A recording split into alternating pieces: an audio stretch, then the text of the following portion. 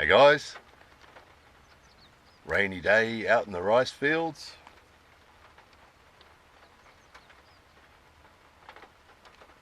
Birds singing, ducks floating. Some of you would have seen a video recently out in the rice fields. We've done a few over the years. Love the rice fields. So, thought it might make an interesting backdrop for today's topic, which is the priority, or lack of, prioritizing family in Japan. So, fair to say, probably in most countries, in most cultures, family usually comes fairly high on the list of priorities, and in probably majority of cases would be number one, wouldn't it? Family in most cultures. However, in Japan, it's not the case. So that you will hear people talk about how it's changing in Japan, and people's thinking about this topic is changing in Japan, but when it really comes down to it, like a lot of things that you hear talk about, you hear talk about all sorts of change happening in Japan as far as all sorts of social issues and so on. But when it comes to day-to-day living, you don't usually see much in the way of change. You might hear it talked about on TV or somebody talking about it, but when it actually comes to it, when it actually comes down to it, the reality is that not much changes. So in this case as well. So as far as priorities are concerned in Japan, and some of you that have watched our videos over the years would recognise a few of these things coming up, but usually for most people and for most families and for most people in Japan, the number one priority is work or school comes number one, and that will get priority over anything else. So for example, if someone, probably the strongest example I can think of straight off the top of my head is, I've given you guys a couple of examples in the past of people we know being transferred. So one guy had two daughters that were like elementary school kids, and his company said to him, and so he was living at home with the family, it was all good, and the company said to him, we want you to go and work at our branch in Singapore. And that's it. And so he said, hi, and off he went. And he lives in Singapore, and I think he comes home 1 week out of the year that he's back in Japan. So that's basically it. He spends all his time in Singapore now. There was another guy that I knew, pretty similar situation. He had two kids and living at home, and it was all pretty cruisy. We used to do Kyudo together, the bow and arrow archery, Japanese archery together. And his company said to him, go live in Korea. Go work at our office in Korea. And he said hi. And same thing, in both cases, the family stayed in Japan, and the guys have gone on their own. So the guy lived in Singapore on his own in an apartment, and the other guy went and lived in an apartment in Korea on his own. And that's really normal here. Company says to you, go somewhere else.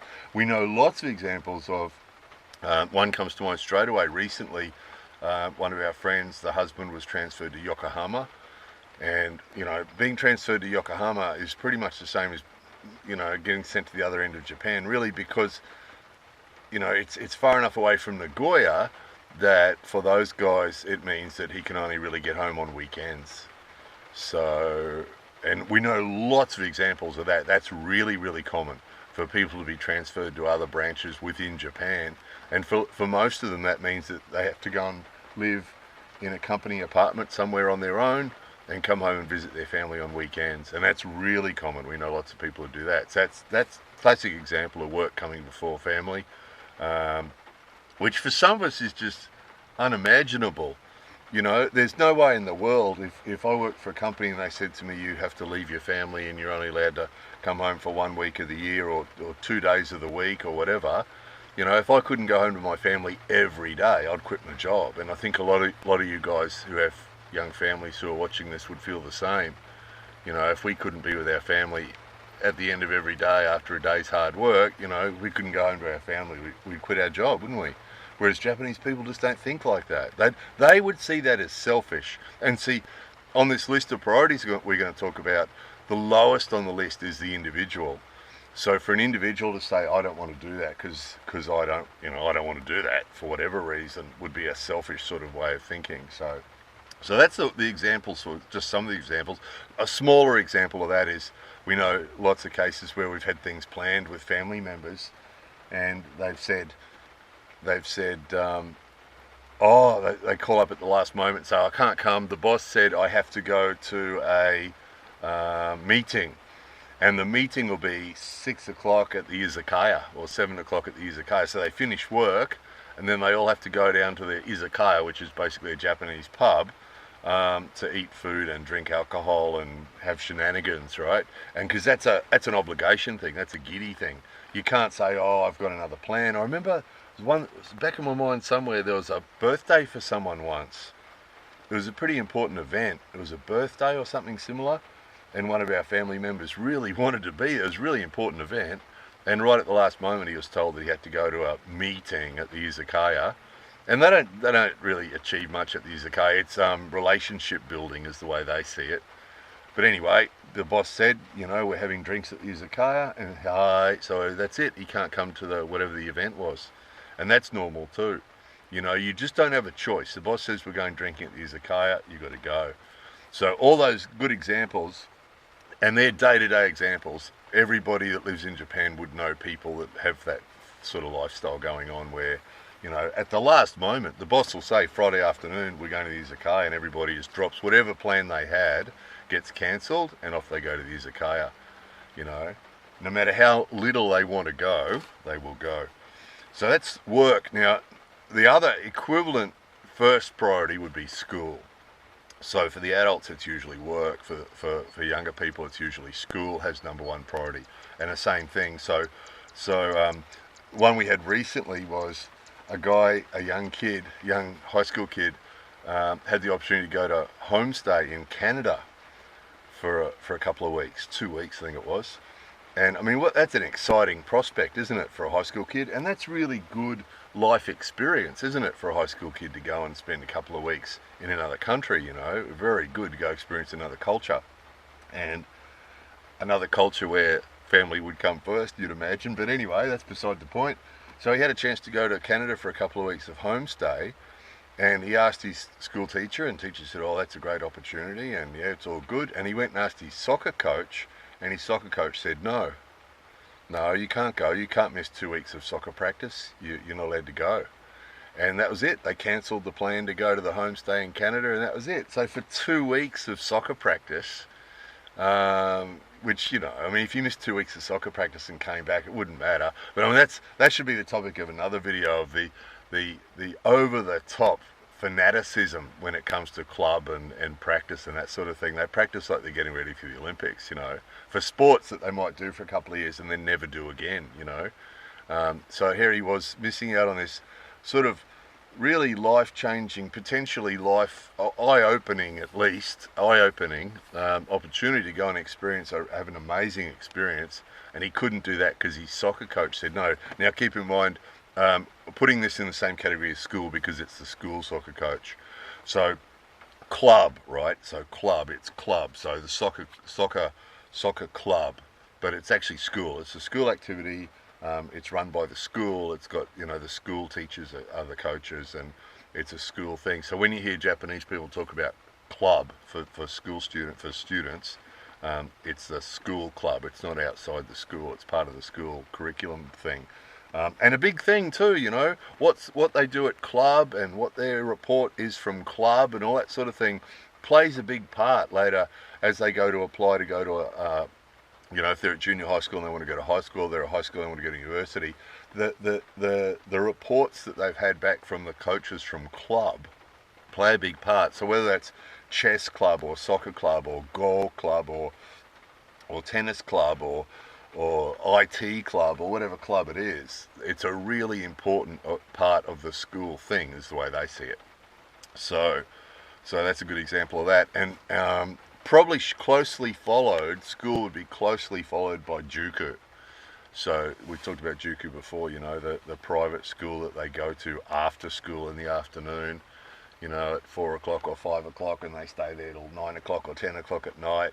And that gets high priority too. If there's Juku lesson on, that's got to come before anything else. And we'll see this all the time. We'll have a barbecue, and different family members won't come. because they've got work obligations that may or may not be work. It might just be some work social thing, or school obligations, or Juku obligations, or club obligations. You get that all the time.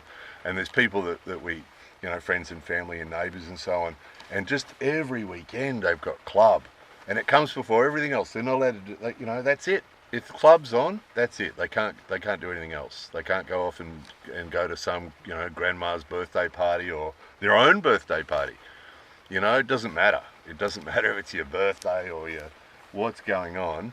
If you've got club or work or any of those things, that's what you got to do. You got to go and do that, And the reason I'm making this video, it's a heads up video for the how-to playlist, because if you live in Japan, you have to understand this, because they see it as obligation, right? Giddy, and you have to do it. And if you say you don't want to do it for some reason, they're going to think you're being childish and selfish, right? And if you're in a relationship with a Japanese person and there's one of these obligations going on and you're not cool about it, they will think that you're being childish and selfish. I'll get to that a bit more in a moment. So that's what comes first. Work, school, club, Juku, work-related things. That all comes first before anything else. Probably next on the list then would be any sort of group activity or group membership. So for me, that's been martial arts over the years. Groups, any sort of group. So they have mamatachi groups, which is mothers groups, or neighborhood groups. Any of those things, they come before family as well. But they come after work and school. So in other words, if you have some sort of martial arts activity that you're obliged to go to, but you also have a work activity that you're obliged to go to, the martial arts people will understand if you tell them that there's a work obligation, because that comes before anything else.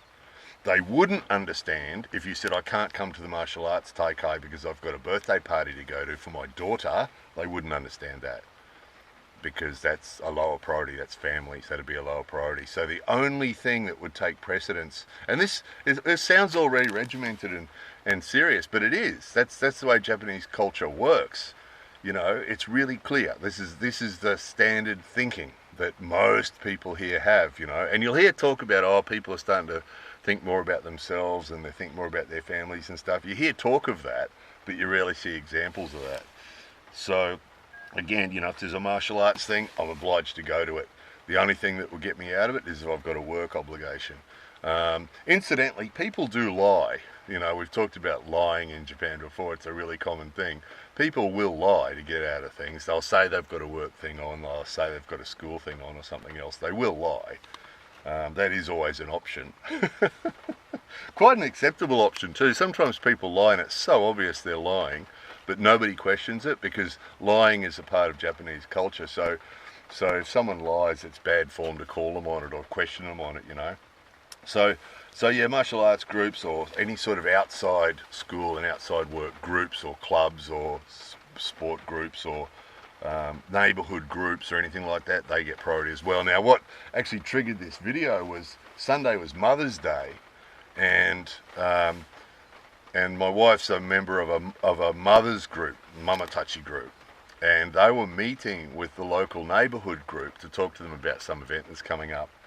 So it was Mother's Day, right? It was Mother's Day, and some old dude has decided that they're going to have this meeting at 10 o'clock in the morning on Mother's Day. And nobody questioned it. In some countries, a few of the other people would have gone, hey, no, we can't do it that day, it's Mother's Day.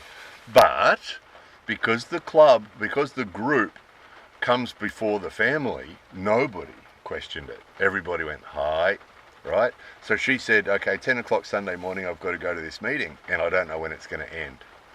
Right? And so she went off to the meeting, and it ended at 2 o'clock in the afternoon. So we're actually had a plan to have lunch, because it was Mother's Day, and we're going to have lunch, the family together. And she didn't finish the meeting till 2 o'clock. And there's nothing she could do about it. She couldn't get up and leave. She couldn't say, oh, sorry, we've got a plan for this family Mother's Day lunch, or she couldn't do anything. She couldn't even phone us, because, she had to sit there and be a part of this meeting, and she couldn't get up and just go outside and give us a call, because that wouldn't have been cool either. Because again, see, our thinking is, for a lot of us, our thinking is that the family event has priority over these other things, but their thinking is it doesn't, that the group comes first. So all the people in that group were sitting there just being there because they have to be there, and you know, the 4-hour meeting talking about stuff that could have been dealt with in 30 minutes probably, but you know, the Japanese style of doing it. She said that when she came home too. I said, what did you achieve? You know, what did you get done? Not much. Just a lot of talking. They just talk and talk and talk and talk and talk. It's just their style of doing things, you know. So all those things come first, and any other thing that involves groups or other people, anything else that involves groups or other people or extended family or anything else, all that comes before family. And after all those things that you could possibly think of, and a lot of things I haven't thought of, after that comes family. And then after that comes the individual. So they sort of see it that the family and the individual are sort of part of the same group, you know, that thinking about the family and thinking about yourself is sort of the same thing, which is why trying to put the family first is considered as selfish.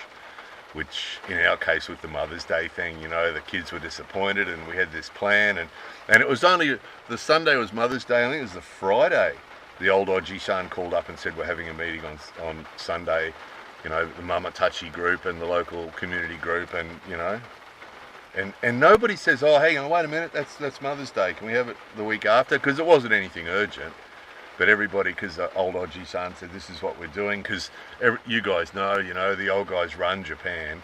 It's always some old guy making these decisions, and everybody else just goes, hi, you know, and off they go, because they don't have an option. So just the way it is. So this heads up video is just saying, look, if you come and spend any time in Japan, this is the priority list, and you know, if you do anything different, try and put your family first or yourself first, they'll just see you as childish and selfish, basically. So that's about that. So last video from the rice fields, you guys saw the rice fields were flooded, and I mentioned in that video that they were about ready to start planting. So you can see they've planted these two. They planted the closest one a week or so ago, and they planted the other one this week, and so you can see the growth. So I should do some regular videos from the rice fields, because it's amazing seeing over the year how it changes, you know, and it'll change from being majority water that you can see there now. It'll get greener and greener and greener, and the water gets less and less visible. They'll keep flooding it periodically, but slowly the water gets less visible and the green gets more visible, and slowly it just becomes green. Beautiful, isn't it? I think you probably deserve to have a few minutes of silently enjoying it. After all that talking, absorb that topic. So yeah, work, school related stuff, everything else related stuff, and basically family comes at the bottom of whatever list you could possibly write, basically. Family, and you as an individual come right down the bottom. That's Japanese culture. So, and they sort of see that as mature thinking, and in fairness, in a majority of cases, or in a lot of cases, that actually does work really well. It's only for some of us who have slightly different thinking on the topic that want to put our family first, can be a bit of a struggle, you know. So anyway, that's enough of that. Just leave you to enjoy a few moments of rain in the rice fields. More videos coming soon.